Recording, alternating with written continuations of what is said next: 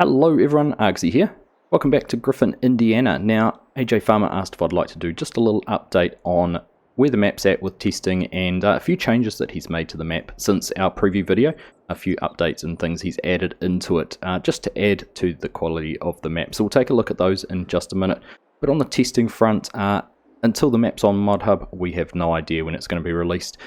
Testing at the moment is showing as completed in AJ's little document or his login that he has with Giants, but unfortunately with the Giants team all away at Gamescom, we haven't been getting the weekly or daily updates on the testing list, so your guess is as good as mine, and until it's actually on ModHub we won't know any sooner about when it's going to be released. So just be patient, keep an eye out there. Obviously is a lot of you who are really looking forward to this map. Now let's just jump in. I'm going to go through a couple of things that AJ's changed and just have a look at those. The first thing I just wanted to point out was here at the main farm, when you start on Farm Manager or start from scratch mode, that the house and silos are there. They're obviously not usable until you buy the land as per normal, but previously if you started on New Farmer, which we did in our live stream where we played with the Vermeer DLC, both the silo and house were missing. That won't be the case anymore, so I guess the integrity of the map is retained through that little change. So that is the first one we were going to have a look at. The second change that AJ's made is he has added a couple of flat bottom silos to two of the auxiliary farms. So this one up here at the north and this one down here at the south both now have these silos in them. So you do start off with somewhere you can store some grain, which is I think a nice little addition.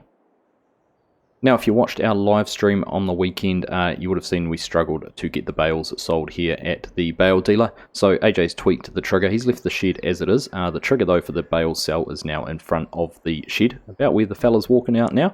And he moved the manure buy point there, which is just using up part of one of the pens there. So you do still have all the functions and has just made those changes just to make them a little bit more usable and user friendly. Another change here looking in the map is a few smaller plots of land. So this area here has been split off just to give a small forestry area $40,000. So if you wanted to do a start from scratch type play mode, you could come up here and buy this, and that could be your first block of forestry land compared to the $170,000 for the adjoining block. So something a little bit cheaper to start with there. And then this field up here, 34, and this little square were joined previously. So he's made field 34 just a little bit smaller and split this off. So this is another smaller block of land, $80,000, where you could choose to start off as well. So a couple more options there in the different land sizes. Otherwise, I think pretty much everything has remained much the same as it was when we last looked at the map. So just a couple of other little features AJ asked if I'd point out if I was going to do another little update. This little farm down here, which we sort of overlooked in our map tour, this is a bit of a neglected farmyard. There's not really much here apart from the old rundown barn and that little shed, but there are some gates. Obviously if you bought this land you could demolish the fences if you wanted to improve access. This is a bit of a plot that could be set up as a start from scratch, build a farmyard up from. So nice and central, nice and accessible from different areas, and a nice little addition. And for those real diehard fans of a start from scratch survival type playthrough, AJ's intentions with this bit of land up here, these meadows, was this is somewhere you could start out and build a farm. You'd start from basically having nothing there, create your own fields and shape them however you want. So there's a fair amount of land up here which you could do that with, which again is a nice feature that he has included in the map. So I know there was some people asking questions about that on the forum posts, the forum thread, and that was his response. So I just thought I'd point that out. Obviously there is the pastoral meadow there over the other side as well. So there is quite a bit of land up here. You could really grow a farm before you move down into buying and developing something a little bit bigger or more substantial on some of the other fields. And one final little fascinating tidbit. AJ deliberately put this house in here as a French style house. Thought this would be the perfect place to grow some grapes if you wanted to have some vines or something like this.